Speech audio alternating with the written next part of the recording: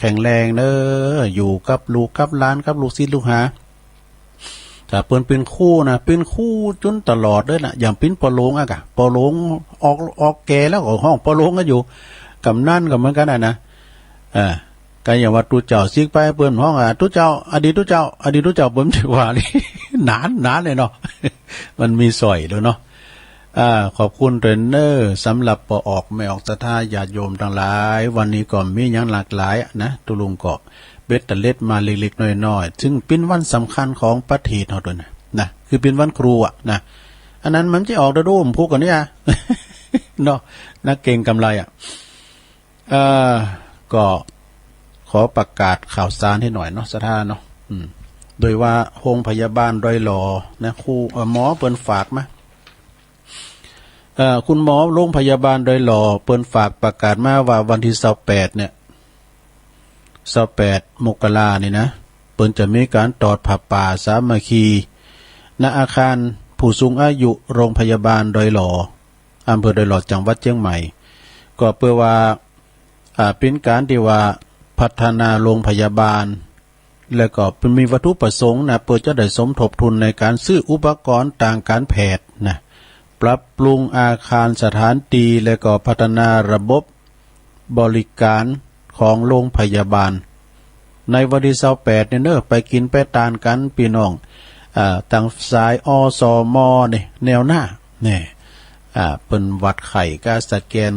ไข่ก็ยังไงเปิ้นก็ได้ซองมาหมดนะก็ไปกินไปทานกันคณะสงฆ์ก็ไปหมดว่าเปิ้นวัดโตก็ไปโรงพยาบาลนี่สำคัญซะได้ญาติโยมทั้งหลายเปิ้นเจ็บปีนยินอุ่นนะเข้าไปหันหมดนะเปิ้นตึงหามเข้าไปโรงยาเนาะบ่ว่าจะเป็นอุบัติเหตุกรรมเนี่ยมันสำคัญนะคุณโยมคุณหมอนลินทิพย์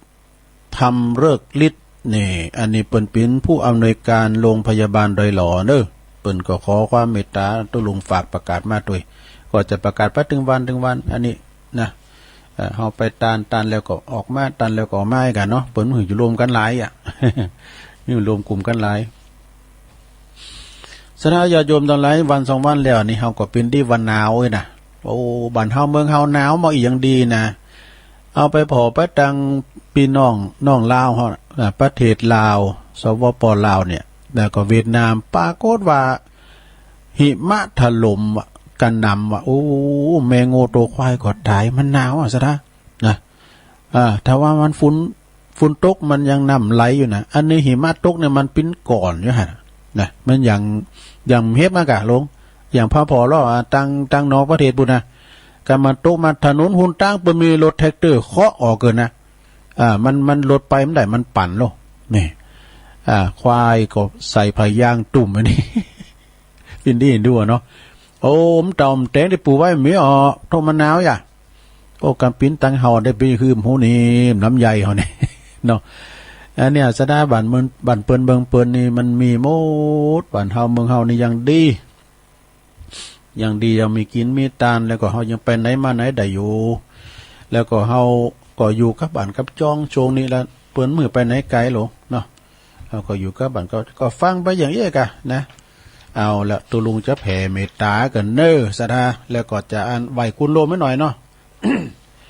ไหวคุณโลมให้หน่อยนึงเกินพวกเขาก็ไหวคุณโลมหลงคุณหลงก็อาจารย์พระครูวรธรรมนาถเปิ้นถึงเอากูเตอหรอนะอันนี้ไหวคุณโลมไว้ก่อนสา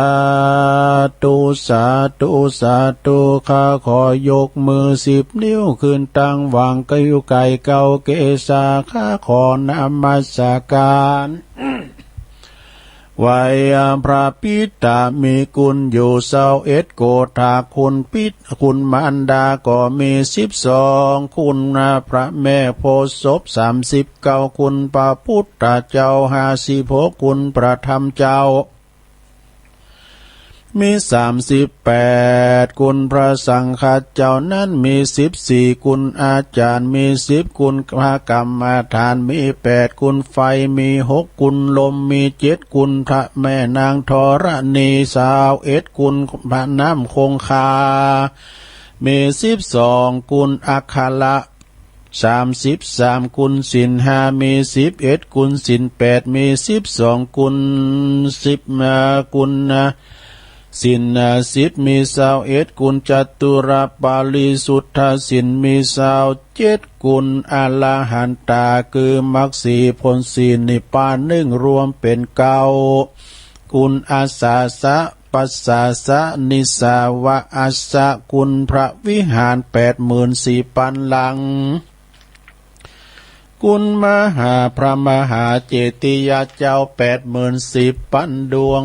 ผู้ข้าตั้งหลายขออาราธนากุลพระกุลเจ้าตั้งหลายเหล่านี้จงมาเป็นสร้อยประดับสำหรับกายอันพระเสริฐเมื่อผู้ข้าตั้งหลายได้เสี่ยงชีวิตในสังขารปีใดเดือนใดยามใดวันใดคืนใดดังอันก็ดีก็ขออาราธนาคุณเจ้าต่างหลายจงมาเปิดประตูพระนิพพานคือเวียงแก้วแก่ผู้ข้าต่างหลายแด่เตินนิพพานาปัจจโยโหตุโนนิจังนิพพานังปาละมังสุขัง อันนี้เป็นนั่นหนังสือตุลุงไปจอยงานเนาะไปเมตตาไปโปรดเมตตาบ้านของแม่ลัดดาพรหมจากแก้วเปิ้นยกคันคู่กุเปียนะไปป้าใส่ตุลุงสำลิดนะเปิ้นอยู่ซบวากแม่แจ่มนะเปิ้นมอบหนังสือเนี่ยดีเด่เนี่ย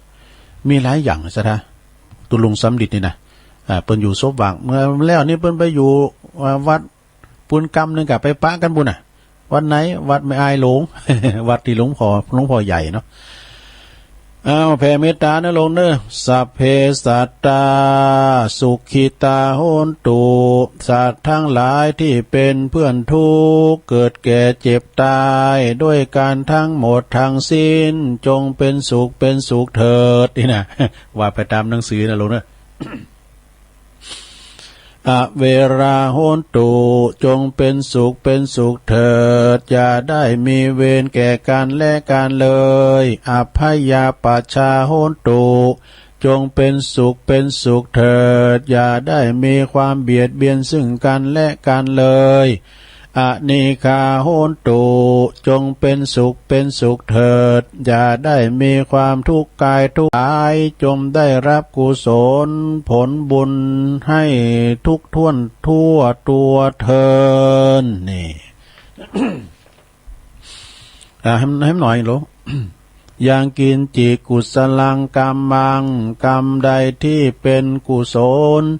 อันใดอันหนึ่งที่ข้าพเจ้าได้กระทำแล้วจงเป็นส่วนที่ท่าน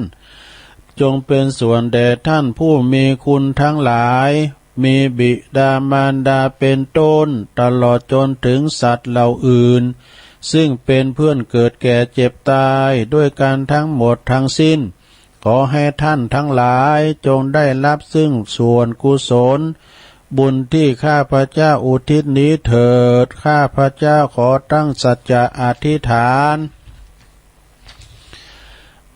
อธิษฐานขออนุภาพแห่งบุญกุศลที่ข้าพเจ้าได้กระทำในครั้งนี้จงเป็นภลวะปัจจัยเป็นนิสัยตามส่งเกิดให้เกิดปัญญาญาณทั้งชาตินี้และชาติหน้าตลอดชาติอย่างยิ่งคือความพ้นทุกข์คือพระนิพพานด้วยเทินสาธุเอียกะสะท่าในวันติดเนี่ยวันเสาร์เนี่ยมันจะมีอย่างนางโดเอียกะว่ากันไปอันนั้นลงเด้อเดี๋ยวจะเปิดสายเดี๋ยวขอประกาศขอบคุณทางแม่แสงจันทร์นี่สมรูปแม่แสงจันทร์สมรูปนี่เปิ้นมาเปิ้นก่อหลานเปิ้นตัวเนาะนางสาวพัทรวดีสุดาคำน้องการวงเล็บอันนี้เปิ้นรวมทำบุญเนี่ยการนำกาไฟ1 ซองขอบคุณเนี่ยแล้วก็อันนี้ทำบุญกับตุลุง1 ซองเปิ้นอยู่บ้านป่าข้าหมู่4ตำบลเชิงดอยอำเภอดอยสะเก็ดจังหวัดเชียงใหม่แต่ว่านี่เปิ้นมาถวายเพลเนี่ยเอาโคมาตันละจัดหลายขอบคุณตันสอทอเกษมด้วยเนี่ยไอ้เกษมมาสูงเปิ้นตัวนะขอบคุณมันนะโอกาสนี้ด้วยเนอ เอาปอนนี้ก่อนเนาะสปีติโยวิวัจจันตุสัพพะโลโกวินาสตุมาเตภวัตวันตรายโยสุขีติคายุโกภวะอภิวาตานาสีริสานิจังบุทธาปจายโนจัตตารโอธรรมาวัฏันติอายุวันโนสุขังปะลังสาธุสาธุสาธุ โอ้วันนี้เป็นมาถวายเพลงขอบคุณตังแม่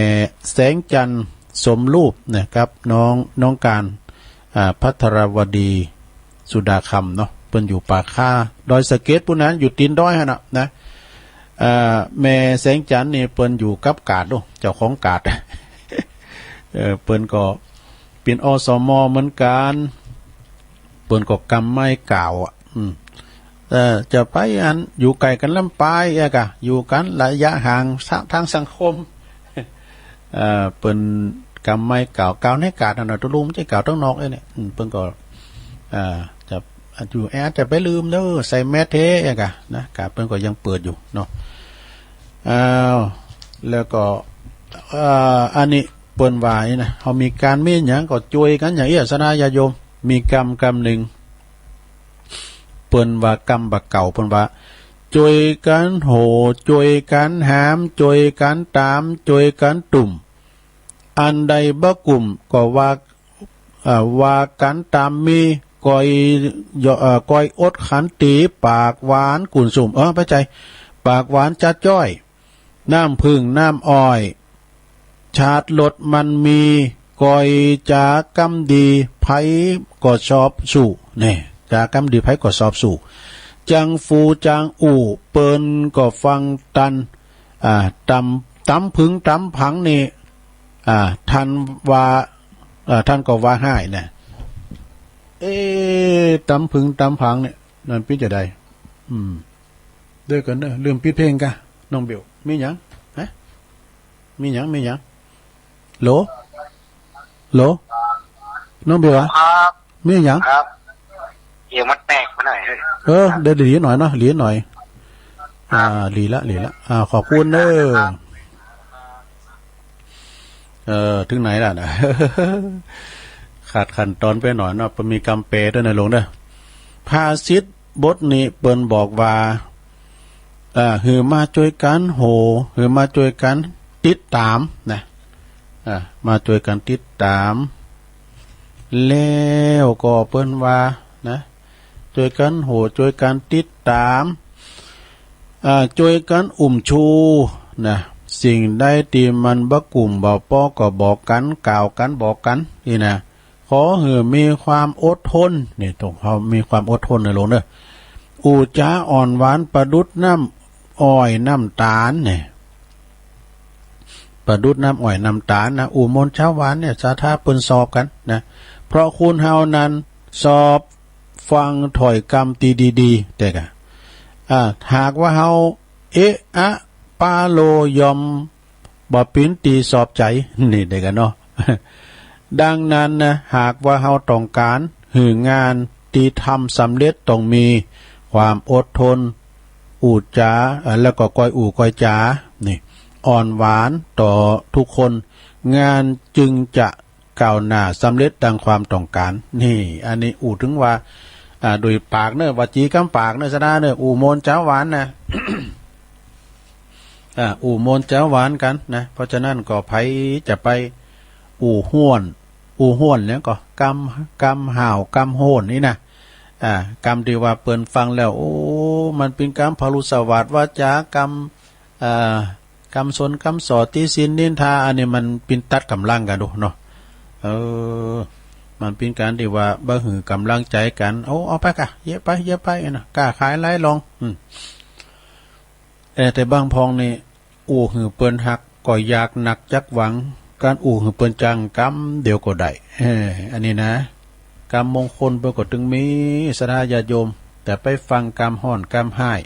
กรรมติมปินมั่งกันละปินมงคลตื่นมาปุ๊บในสราญาโยมทั้งหลายมองโลกในแง่ดีเนี่ยลงเด้อมองโลกในแง่ดีอย่างไร ก็คือหมายความว่าอย่างมหาจำลองก่อนเนาะเปิ้นมหาจำลองปุ่นนะที่เปิ้นเป็นคุณบ้านปุ่นนะ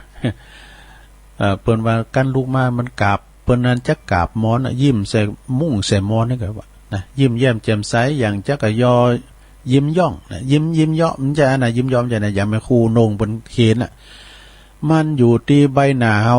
มันอยู่ที่วาจาเฮาใบหน้าเฮากันว่านังโจโอ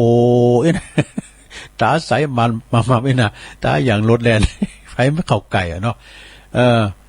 อย่างครูบาอาจารย์น่ะอย่างที่อาจารย์พระครูเขาว่าน่ะเนาะอาจารย์พระครูกัลยาณปราโมทย์พระครูสถิสารคุณว่าเนี่ยเปิ้นนี่เป็นคุณยิ้มแย้มแจ่มใสเนี่ยครูบาสมเด็จมหาเถระเปิ้นสมเด็จนางนาโจว่าเปิ้นสมเด็จมียศอำนาจแต่ว่าขาดบริวารก็มีซะนะเฮาก็ต้องเข้าถึงประชาชนนี่เข้าง่ายกันเข้าง่ายแน่เปิ้นถึงเข้าหันน่ะโดนะอย่างตัวลุงน่ะมันอู่ง่ายอ่ะเปิ้นโทรมาอยู่ติ๊กๆอ่ะ อย่างนอกใหม่นะบ่กล้าโทรหาท่านพระครูตัวลุงตัวลุงประสานงานกันแล้วเนี่ยเอาเฮาเป็นตัวผ่านนู่น แต่ต้องถามว่ามันจ้าน่ะเพิ่นได้อยู่ก่ออ่ะสำเตอเปิ้นโทรมานี่มูลตุลุงไปเตดตุลุงก็จี้ไปบ่น่ะ ตุลุงจะไปไกลจักเด้อเนาะหมู่ไกลๆเนี่ยในพื้นที่น่ะตุลุงจะเตดไกลด้วยเนาะเตดในพื้นที่ได้อ่ะฉะนั้นก็อู่โมนเจ้าวานนะลงเด้ออู่ยิ้มแย้มแจ่มใสเพราะว่าเฮาพอละคุณที่เปิ้นนักพูดนะอู่น่ะแต่ครูบาโลงเขานี่ครูบาเจ้าพรหมมาพรหมจักโกยน่ะกันแล้วว่าเปิ้นเจ้าวาไผนี่เปิ้นก้อยอ่อนไปโกงไปนี่นะเปิ้นเจ้าว่าตำพึงตำพังเปิ้นเจ้าว่าโอ้อันอะบาเบมใหญ่น่ะเปิ้นอ่อนไปกอยไปอู่ไปโกงไปนะเอาไปมาสอนเฮาโดยหูโตโดยหอมหูโตก่อนนะกันมันลึกติมตีแล้วว่าคือก่อมฟังเปิ้นจะว่ากรรมเดียวมึงลุกในมะเขือ ครูบานะอันนี้ก็ฟังเปิ้นมากรรมอ่ะนะครูบาเปิ้นจะว่ามึงลุกในมะเกิดเพิ่นว่าอีน่ะการไขฟังเสียงครูบาก็ฟังพระเดชพระคุณท่านเจ้าคุณพระสุวรรณเมธีตุลุงเจ้าคุณแสวงนะทีนี้เปิ้นเป็นเจ้าคณะอำเภอจอมทองแล้วเนาะสายนี้มาแล้วเดินลงนะเจริญปอนเจ้าพระเจ้าฟังอยู่แม่อยู่ไหนน่ะแม่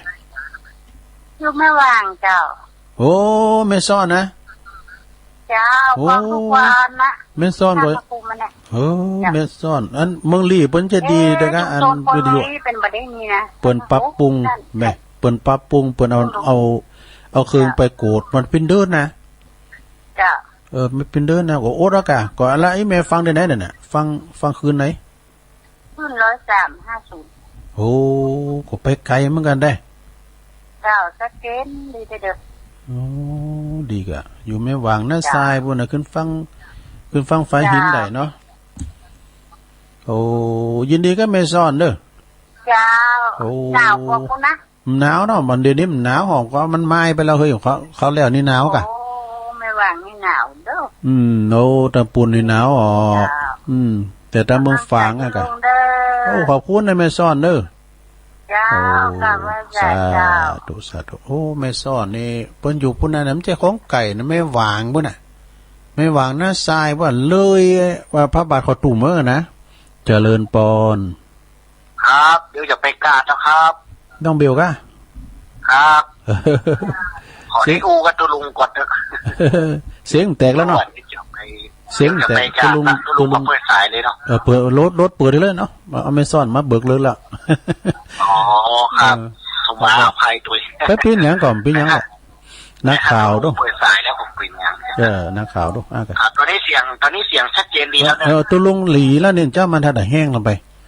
แต่ตุลุงก็กันนั้นไม้ก็มันติดปากก็อู๋มออกอ่ะมันเอาไม้ติดปากแล้วไปจ้ะเดี๋ยวนี้เอาหางมาผมว่ามันอยู่ที่ไม้เนาะไม้ที่จัดรายการเลยเนาะตุลุงเนาะ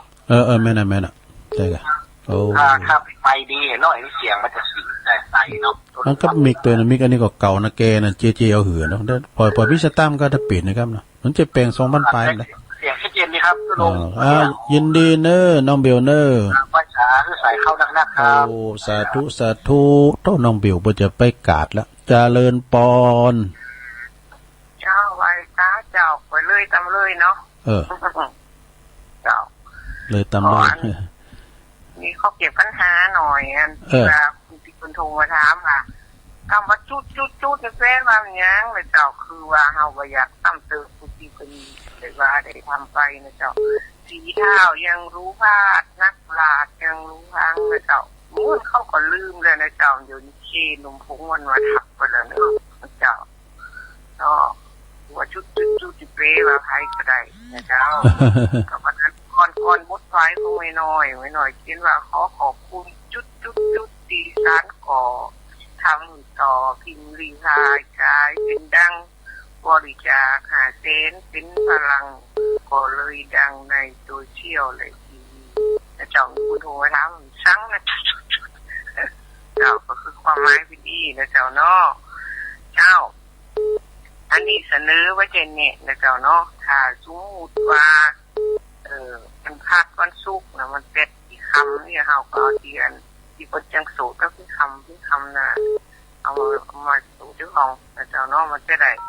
เป็นบรรยากาศนะเจ้าแม่น่ะอ้าวยินดียายน้อยกาดหนัดเด้อก็ยินดีเด้อทำย่องวันละกรรมนะเจ้าวันนี้กรรมว่าตะกี้ตุลุงวางอย่างวันนี้เนี่ยเจ้าลืมไปแล้วแต่ถามยายหน่อยยังเนี่ยลืมไปแล้วนี่อ๋อโจโอเจ้าเล้งนาโจโอนะเจ้า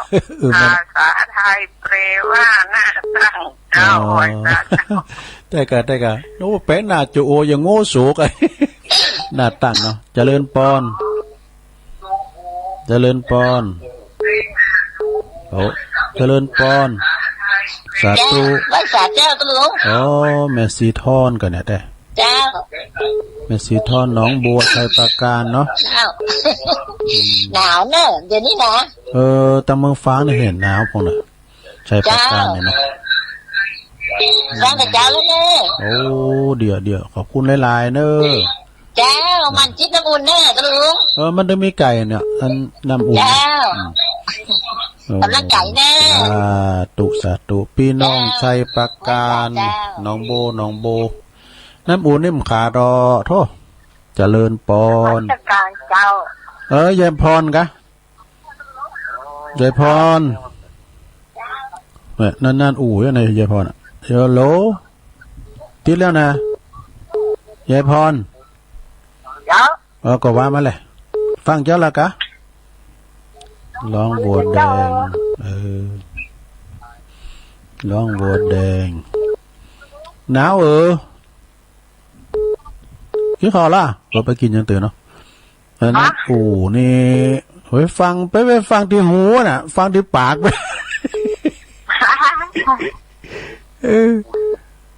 ฟังเจ้าละกะฟังเจ้าละนอนให้ทีโอ้มันหนาวไปลุกมาเด้อมันหนาวอยู่หนาวทอดยังวันนี้อย่าไปดังใดไปเมืองไหนเนี่ยอยู่คู่มันนะเด้ออยู่เฮือนน่ะเนาะออกบ้านออกจอนั่นน่ะปิดหน้าปิดตาให้นอนฮะเนาะเนี่ยปั่นไฟฮะเนาะกายก็เขาไปเอาในวัดฮะมันใจว่าอยู่ไกลอ่ะนะอยู่หลังกำแพงกันเลยนี่เขาลามกินในลายเนี่ยมัมกินเขานักเยอะยายพรลูกหลานก็เอาเขามาสูงกะก็มาแฮมคนเดียวกันมิยังเล็กแก่กับวันศิลป์กับไปขอหนหนึ่งตุลุงเหรอเนี่ยพันหน่อยหรือว่ายังไงนะหนาวเนี่ยใบมือยังเตือนขนลุกมายังเตือนหนาวอยู่นอนอยู่หาเนาะกำลัง4 โมงกึ่งนี่ยายพรเจ้าอยู่ยินน้องตายเลย4 โมงกึ่งอยู่4 โมงกึ่งอยู่นะแรงเบิดตุลุงมาเด้อเนอะฟังตุ้นเองไว้ก่อนเจอตีนแล้วอย่างนี้น่ากะนักฆ่าได้อยู่จำได้ฝังเกลืออีสวาสู้ก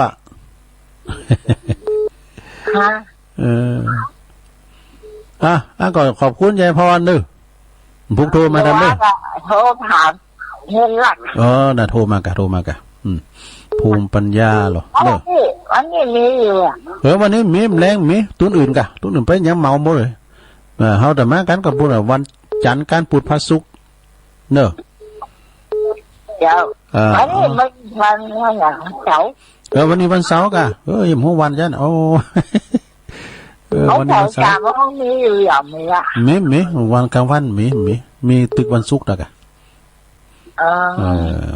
บอกแล้วเตือนแล้วเหรอยินดีเนอะยายพรเนอะอยู่ดีมีสุขเนอะอายุวันโนสุขังบาลังกุ๊ดไนท์ไม่ใช่กะเจริญปอนจ้าตุลุงแม่สมผัสเนาะแม่พิมพ์อย่าจ้าแม่พิมพ์สุมาเด้อเสียงเหมือนกันหรอแม่พิมพ์ในเมืองเขานะป่าแดดเนาะโอ้ฟังเจ้าแล้วต้องเพลงตัวเพลงโมนนะเนาะจ้าแม่พิมพ์กับแม่พิมพ์ของชาติน้ำใจเลยแม่พิมพ์ในเมืองเนาะวันนั้นหลานสาวไปหาไปวัดจ้ะแล้วก็ต้งหาน่ะแม่เอาวันป่าเขามาตัวเนาะแม่พิมพ์แม่โนนเขามาอู้นี่จันเมือนกะร้านมาหาตุลุงหูจักเพิ่งกับหูจักกะบนแฟนรายการตุลุงไหนเนาะเพิ่นมาเสนอก่อนด้วยเพิ่นมาไหว้พระขอบคุณแม่พิมพ์เนอะแม่พินป่าแดดในเมืองเนาะโทรเข้ามาทันสนะ0899555656เจริญปอนจะไว้สาธุโลมาแล้วพี่น้องเมืองฟังปอนน้อยบุญปันกับพึงกับพังทำอะไรอย่างมันมีสติกระตังแหละท่านโลแต่คนไหวบอกฟังกับพึงกับพังไปเลยอ่ะแม่น่ะแต่มันมีสติบอกขาดสติกับปัญญาแล้วกะถูกต้องแต่กะกับไว้สาธุโลเลยเป็นกำลังใจโอ้ดีใจละปอน้อยโทรมาก็ดีใจแล้วพี่น้องเมืองฟังเนี่ยในโตปู่จนิยาบุคคลทำทันหนึ่งพี่น้องเมืองฟังก็ฟังกันหลายเจริญปอนเจ้ากับไม่สาเจ้าตุลุงแม่สุเกี้ยวมันศิลาพรสิเตี้ยมันหงละปุ่นเด้อฟังตุลุงตุมาแต่เจ้าอะไรเนอะเจ้าเพิ่นฟังกันหลายเนาะเจ้าเพิ่นฟังกันมากกันหลายเจ้าโรคนเดียวเจ้าเป็นตัวแทนไปกันเนาะแม่เป็นตัวแทนพี่น้องสาลิติสียาพรสีเจริญโปรดทุกคนฟังกันคนไทยก็บอกว่าโทไม่ถูกเกี่ยวโทหาตุลุงกาเจ้าดีเลยแม่ว่าโทหาเพื่อนท่องกาเพื่อว่าโทบัดย่างโทบัดตีจำเติมมันก็โทมติดอ่ะเนาะเจ้าติดตามตุลุงอยู่นะเจ้าเด้อขอบคุณแม่สุแก้วหลายๆเนอะเจ้ากลับไว้สาธุเด้อเจ้าเด้อส่งกระแสเสียงไปตามปอาจารย์ปนันโสพลโดยปนันโสพลเปิ่นปินมคณายกวัดหลวงศรีติเจริญปอนไว้สาธุลุงมาแล้วพ่อบุญธรรมชัยกาดตะกี้ก็โทรหลังไม้เนาะวันนี้เอาหน้าไม้อีกคำเด้อลุงเอากันบันไดเอาไว้มันได้ตัวตุลุงเหมือนแล้วเนาะพ่อบุญธรรมตุลุงวันนี้ก็จมปกก็ไม่บุญทั้งวันหนึ่งเนาะแม่น่ะตุลุงก็ไม่บุญทั้งวันหนึ่งเนาะได้มาทำมาบรรยายกับญาติธรรมก็ได้ฟังตุลุงกับเจ้าหนึ่งเราได้บุญอย่างเดียวกันตุลุงเนาะนะครับเราก็ยิ่งกลัวก็ยิ่งเข้าใกล้ยิ่งอยากได้ก็ยิ่งดีใจเขาเนาะตุลุงเนาะแม่น่ะก็ได้ความนุ่มความแข็งแรงอย่างเก่าอย่างหลังก็มาได้ไก่เข้าไปถึงวันเนาะกลัวความตายกลัวความแก่ก็เข้าหาถึงวันลงได้นะครับก็ขอเอาบุญกินบุญทานที่เราได้ทำบุญที่เรายังมีชีวิตอยู่เนี่ยตุลุงเนาะเป็นสะพานบุญกันที่อยู่กับจุกันไปกันเหมือนเนาะตุลุงวันนี้ก็เป็นวันครูเนาะขอคือพ่อครูแม่ครูของเป็นเขาพ่อครูแม่ครูเป็นแม่พิมพ์ของชาติเป็นพ่อพิมพ์ของชาติกันไปเหมือนนะตุลุงเนาะพร้อมกับแยบพร้อมกับตุลุงตัววันนี้ได้ยินตุลุงอูนิ้วได้จะมีคำกรให้ตุลุงนะตุลุงงงเว้ยอันฟังนะตุลุงตรงกับตุลุงนะอันมนุษย์สุดนิยมที่ลมปากเนาะจะอดอยากหอยหิวเพราะชิวหาถ้าพูดดีมีคนคำเมตตาจะพูดจาจงพิเคราะห์ให้เหมาะความนะตุลุงเนาะตุลุงอูอย่างตรงกับเวลาเหมาะกับเนี่ยเนาะหมายถึงอูอย่างก็มีคติดีเนาะญาติธรรม เปิ้นได้ฟังได้อย่างก็ม่วนอกม่วนใจตุลุงแต่ แม่น่ะเนาะเป็นกำลังใจคือคนเฒ่าคนแก่เนาะมันตี 2 ตี 3เพิ่นต้องตื่นกันได้ลุงตื่นเจ้านะละอ่อนนุ่มตะกอนคนเฮาเป็นละอ่อนนี่ผู้เฒ่าคนเฒ่าเพิ่นตื่นเจ้าอย่างเพิ่นลำเลียเนาะมันเดียวมันได้ตัวเองกันตุลุงได้มันนี่ได้ตัวเก่าตี 1 ตี 2ก็ตื่นน่ะอย่างตุลุงนะลุงคนบ่ายโมงก็ตื่นแล้วอีหยังตี 1อ่ะตั้งเวลาไว้ตี 1ตลอดอ่ะมันออกรายการนะมันนั่งอยู่ในก่อนหน้าใน2 ชั่วโมงกันนะเปิดเพลงไปแล้วก็เลเพลงที่เฮาตะอู่ยังด้วยพองอากาศเฮามันพยาปึกอ่ะอู่ยังคิดครับเฮามาก็หลงลืมๆแหละหลงลืมได้ขอกระถาตุลุงนะที่ว่าเป็นฝนเป็นลมนะตุลุงแต่ฟังเจอก็ตุลุงบ่เสียหายเนาะแม่นได้ไปขอกระถากับตุลุงได้ครับมันก็ม่วนเนาะเป็นความเพลิดเพลินใจตุลุงแต่คนเฮามันก็ตะยะเนาะนี่มีเพื่อนใจเยอะเนาะบาเขียดแต่ยังเยอะปล่อยใจไปสบายตุลุงได้เขาก็มีความสุขเนาะวันนี้วันนั้นกี้ก็หันเป็นอู้กันเหมือนบอกว่าวันนี้ก็อู้เหมือนในโทรหาตุลุงเตี้ยเนาะขอโทษในญาติธรรมทุกท่านทุกคนนะครับเนาะยังบอกก็ให้กำลังใจเนอตุลุงเนอขอบคุณเป็นสะพานบุญกับญาติธรรมกันไปเหมือนนะครับตุลุงเนาะบอกให้กำลังใจนะครับมากราบนมัสการนะครับสวัสดีครับวันนี้ปอบุญธรรมนี่นะปอบุญธรรมชัยกาดเปิ้นก็ปิ้นปอจานกุศินที่อาจารย์ท่านพระมหาวิษณุจารุธรรมโมถ้าว่าวันศีลนี่เปิ้นจะอาราธนาศีลอาราธนาธรรมพุ่นน่ะเจ็ดลิ้นน่ะเจริญปอนให้พระเจ้าอันนี้ตอนใดแม่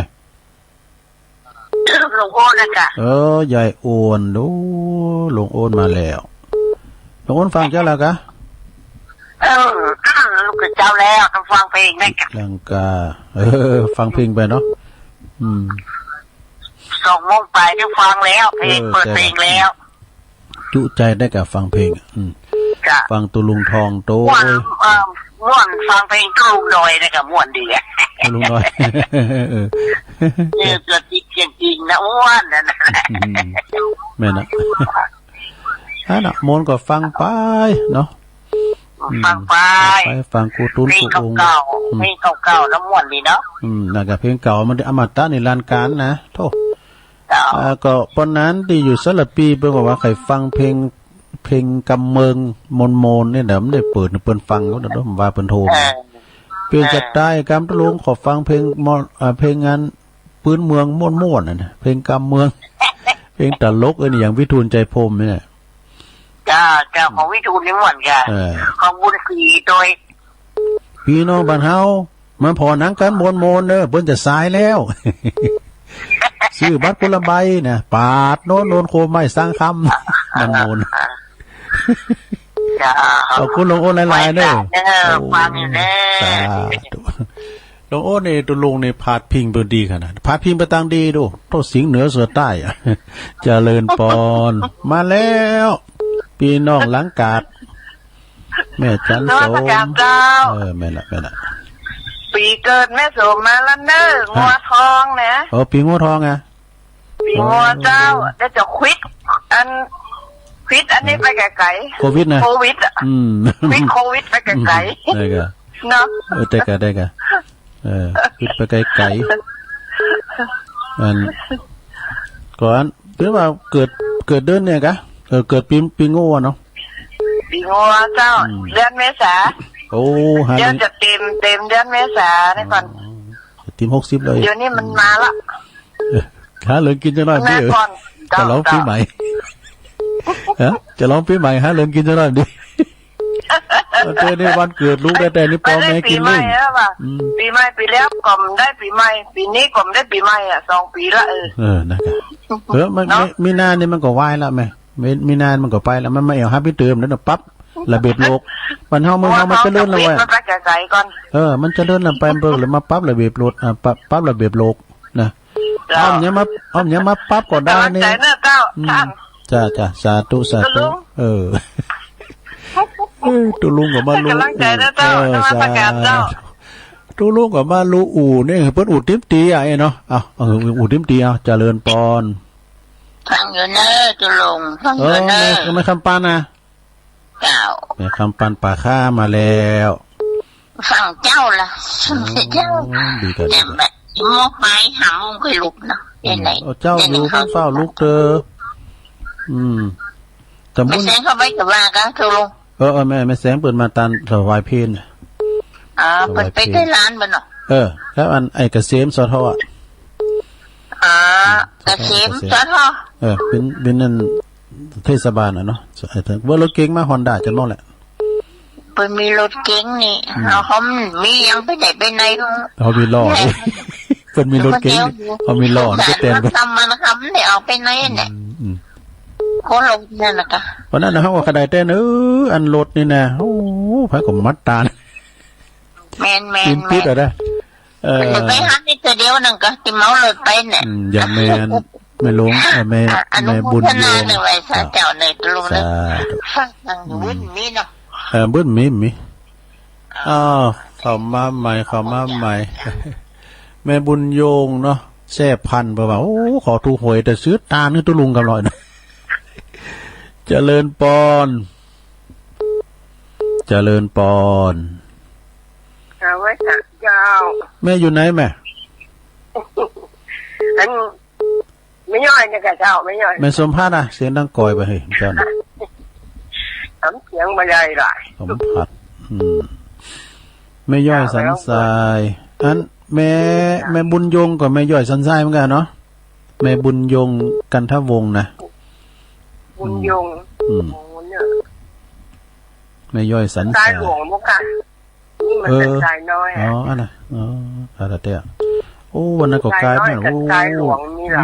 สันทรายเนี่ยเจริญขนาดอ่ะเขาไปตั้งงานสันทรายหลวงอ่ะนะบ้านเมืองเพิ่นเนี่ยโอ้ตุลุงก็เคยไปสักเตือตั้งคือใหญ่มั้ยพี่น่ะตอนนั้นน่ะหมู่สี่แยกป่าห่าสี่แยกป่าหมืดอ่ะเนาะโธ่กาเพิ่นใหญ่ไปตั้งงานบ้านป่าหมืดไปบ้านแม่หยังก็ไม่ต่อยอ่ะแม่หยังเขาเหมือนมีตั้งเหนือว่าอะไรจ้ะน่ะไปตั้งเหนือน่ะบ้านตีเต็มโอ้เจริญกับตำบลลุงเริงเหมือนกันวัดเพิ่นก็จะใหญ่ขอบคุณแม่สาธุอันนี้แม่สมผัดแม่ย่อยสันทรายเจริญปอนนมัสการเจ้าแม่สุภลักษณ์ฟังอยู่นะเจ้าพี่น้องชัดเจนดีสันพระเจ้าแดงเนาะสันพระเจ้าแดงก็นั่นได้14สายสายล้างนะสายเยอะเนี่ยขึ้นเหมือนกันทำเดิมมันก่อนเพิ่นกดโทรมันสายซ้อนกันเนาะใช่ละถ้าติดแล้วมันรู้ด้วยเต็กมาดีๆแต่ไปต้องไปละความเป็นมันถึงติดกำนึงเจ้ามันถึงติดกำนึงเนาะเจ้าติดแล้วก็มันรู้ก็กดแล้วก็แถมกันแม่นชัดเจนดีเนาะขอบคุณเนอะแม่เนอะรีไวได้ฟ้าน่าจะวันนี้กิจกรรมวรรณกรรมกิจกรรมศาสนาพิธีไหว้พระรับศีลเนี่ยค่ะวันเสาร์นะพี่ต้นไม่ไหวแล้วมันไหลฟ้าโอ้ยำขึ้นแล้วกะขึ้นแล้วก็แน่นอกแน่นใจแต่เป็นได้นำบุญกันขอบคุณนะแม่เนอะผู้กดโทรมาแทนสาธุมันตัวลงเนี่ยมันเปิดสายหนักจ้ะเปิดสายลายนะครับโอ้เวลาเลยลายอยู่แม่จะลูนมาแล้วไปสาเจ้าโอ้หนาวกว่าหนาวโคตรกับวิสุทธิ์ปกปิงเมืองหนาวแต่นั่นเนอะตอนนี้ขึ้นหนาวว่าตัวลุงอยู่ในห้องกระจกได้จ้ะเจ้าพอดีอยู่แต่วันนี้จังอาจารย์เรื่องเพิ่นว่าเนอะมันนี่น่ะโมน่ะมันจะเริ่มแรกไปพระตัวแล้วเจ้าแม่เนาะเจ้าอาจารย์วันนี้อาจารย์เมืองฟ้ามันก็นี่เพิ่งว่ากำกำจ่าเนาะแต่กันยังพอกำลังใจนะเจ้าบางปอบุญธรรมวานกำปอบุญธรรมก็7 เน็ตเหมือนกันนะโปรดโตเจริญปอนไม่สายเจ้าตัวลุงแม่พลอยเจ้าแม่พลอยแม่พลอยฟังเลยเนี่ยฟัง แต่เจ้าแล้วนะตะลุง ฟังมาโทรมาบ้างกะโทรมาเดี๋ยวแล้วเนาะ แต่เพลงมันได้ฟังเพราะว่า อันตอนนั้นเปิ้นเอาหมิ่นนั้นไปเปิ้นเปิดเผยเวลาเปิ้นตั้งระบบพอระบบมันอัตโนมัติเอาตี3ตรงมันไปได้ยินได้ใดเนาะ เจ้า นาทีก็เอาสัก2 โมงกึ่งนี่กะตี2กึ่งนี่กะอย่างงั้นห้วยตรงซักเปิ้นตี2กึ่งเนาะเปิ้นยังได้ฟังเพลงอยู่เนาะแม่เพิ่นว่าโอ้เพลงมันดังม่วนนะตะลุงไปคอยฟังไปเลยขอบคุณนะ ได้ แม่ ฟังวงจันทร์ไพโรจน์นะจ๊ะ วงจันทร์ไพโรจน์น่ะนะแม่ครูเนาะแม่ครูวงจันทร์แม่ครูเพลงเนาะเพลงนี้ก็มวนฟังเบื่อมกายนะเนาะแม่พิมพ์ของชาตินี่นะแสงเรืองเนี่ยปะตู้มันขึ้นใจทำกั้มแต่เอาครูลำดวน ผลงานเพลงของชาติรุ่งเพชรแหลมสิงห์กันได้ขอบคุณแม่พลอยเนอะฟังไปติ๊กๆก็เดี๋ยวก็ฟังทันพระครูแถมเนอะวันนี้วันเสาร์อาจารย์พระครูนิคมกะวันนี้นะทำมาจากปูนวัดจันทร์เจริญปอนไหวซาเจ้าตะลุงโอ้แม่บุญศรีอีกอะมาแล้วเจ้าเมื่อไก่ติด3 หลอก4 หลอกไปตุนก็ขายเพื่อนเด็กดีแล้วอยากที่ทำร้ายเนาะตะลุงเนาะแม่น่ะตัวลุงก็มีเขาแต่งอมันยังมึนเนาะตะลุงเนาะนั่นนะกะวันนั้นไม่น่าเมษาเนี่ยมันก็ไปแล้วมันมาเยี่ยมเยือนได้มาปั๊บอันสภาพโลกแน่นอนถามว่ามันห่อนมันนี่จะหายแล้วนะแม่งอันนี้มันจะสอบห่อนกินน้ำห่อนติ๊กๆแถมอย่างนึงก็อันเฮาไปประมาทเด้อไปที่ไหนก็ดีก็รักใจเนอะตั้งตึงวันที่8แล้วก็วันศุกร์นั่นแหละเดี๋ยวอันนั้นเทปได้น่ะตัวลุงนี่เนาะมันอินเทอร์เน็ตตัวลุงมันอ่อนน่ะเอาเทปใส่อ่ะนะกะว่ามันจะโทรอันนี้มันต้องกินเทปเก่าเนาะโทรกันมาโลยดูตัวลุงวันนี้ใช่วันศุกร์นะวันพัดนะยังว่าอีกแม่เนาะเจ้าไว้ซาเนอะกำลังใจเจ้าโอ้แม่บุญศรีแม่บุญศรีนี่ลูกเปิ้นปิ้นสทดอกเนี่ยกฤษณาอีกะสทน่ะถ้ามันถูกเด้อตัวขึ้นไปตานมาบุญดอยบ่น่ะก็ใจถึงเด้อน่ะลูกเพิ่นเจริญปอนจากนมัสการท่านมาแล้วสายบุญมาแล้วโหมากะเรื่องกำลังใจแล้วก็ฟังเทศโดยฟังตนอู้เรื่องโควิดด้วยอย่างนั้นเนาะหลากหลายได้หลากหลายดีเพลงของม่วนเนี่ยเนาะแม่นคำอู้คำจาของตุลุยองกับศรัทธาญาติโยมที่บนโทรมาแต่ละคนมันแปลกเนาะยายพอเนี่ยเครื่องสตาร์ทจ้านะตุลุงเนาะเป็นยังมืดเจ็ดเก่าแล้วนะคนมีอายุมันอย่างเงี้ยแม่นเนาะอันนี้ว่าโน้เลยลูกเนาะลูกข่าวพลังโทรมาตุลุงอยู่นะเนาะถาญาติโยมทุกคนโทรมาคนนั้นก็มือกำลังใจคนนี้ก็ฟังอยู่เนอะท่านเจ้าเนาะถ้าฟังลุงยองวันพูด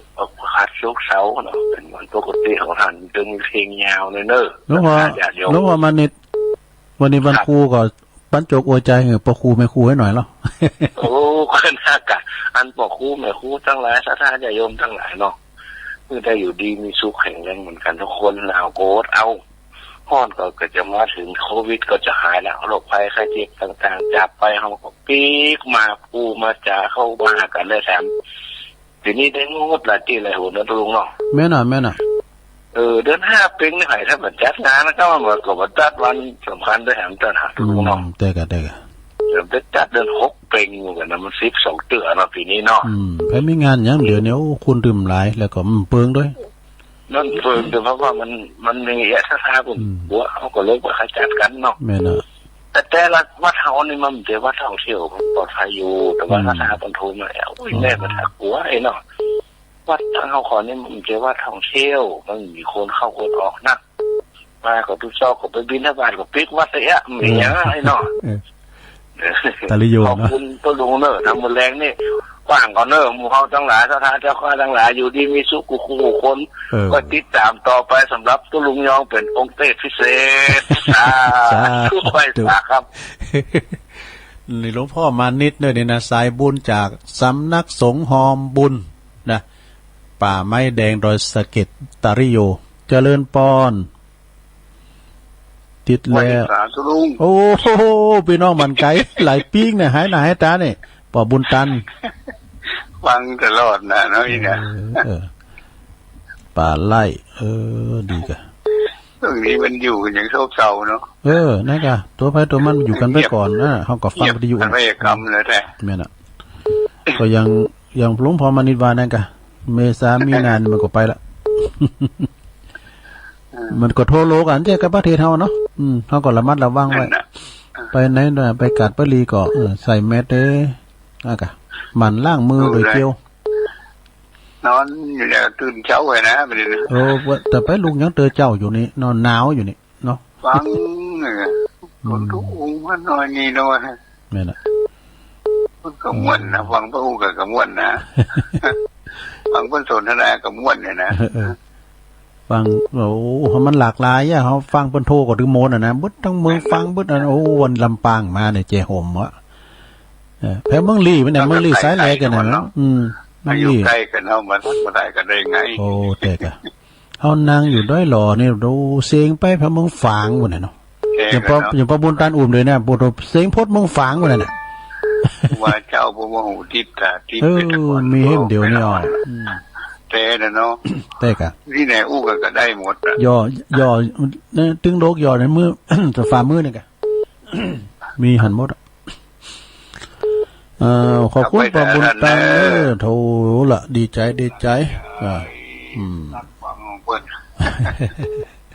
ปะบุญตันป่าไล่โทรเข้ามาแถม0899556506เจริญปอนไปตาเจ้าตุลุงอันนี้แม่แดงงะไม่ใช่กะฮะไม่ใช่แม่ยะแม่แดงเหรอเจ้าแม่แดงเจ้าป่าโขงดงป่าคอยแม่แดงรัตนาแต่กะตื่นเต้นเจ้าละเจ้า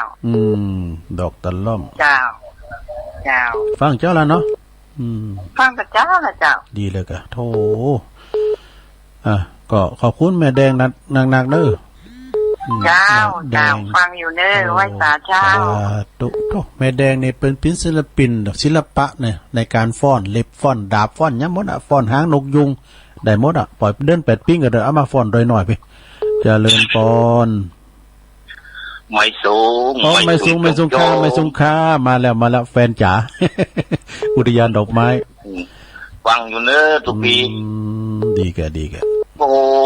โหนี่มันเรียกว่ารุดแล้วมันฟิตกับมันรุดว่าคำอ่ะเขาก็ว่าลูกหลานเลยอ่ะเขาก็ว่าพี่ไอ้ลือหลวงนี่ลูกหลานเนี่ยว่าผมเปิดแต่เมื่อบ่ายโมงไปทุกปีเปิดแค่ถึงบ่าย2ทุกปีเปิดเพลงอ่ะแมนมันเพลงเนี่ยมันคนเฒ่านะมันสอบฟังนักร้องมันก็มันจะฟังคนเดียวฟังหลายคนเนี่ยเนาะเดี๋ยวผมแต่วันนี้มีของซีมันได้ยินว่าน่าจะวันนี้มันได้เปิดของซีครับวันที่เอากอดมอนนอนหนาวกันมั้ยนั่นเนาะกอดมอนนอนหนาวก็ไม่ไหนว่าบ่ลืมก็มันมวนจ้ะดินก็อีน่ะเนาะโดดพิศวาสของกันแต่ก็แรงว่าสิ่งเนี้ยอันโดนพิศวาสก็จะโดนเซลาบนะได้ก็บัดผู้มากก็ป้าก็คุณก็ถามว่านั่นนี่ตัวพิสะพานบุญโดตัวพิสะพานบุญน่ะแม่ก็อำเภอเป็นตัวแทนตัวแทนเป็นองค์บันทีบางคุณเนี่ยผู้คนหนานี่บ่ต้องมึงไปยิ้มบ่ยังหนาจักหนายังโง่ขี้ล้อมาฟังกันบ่าย3 โมงเจ้านะฟังรายการตุปีแหนนอะไรเนาะโอ้เดี๋ยวนี้ยิ้มแย้มแจ่มใสทักทายปลาไซเมยไข่โหมาเฮ้ยแม่น่ะแต่กะเป็นหน้าดำมายังโง่ขี้ล้อ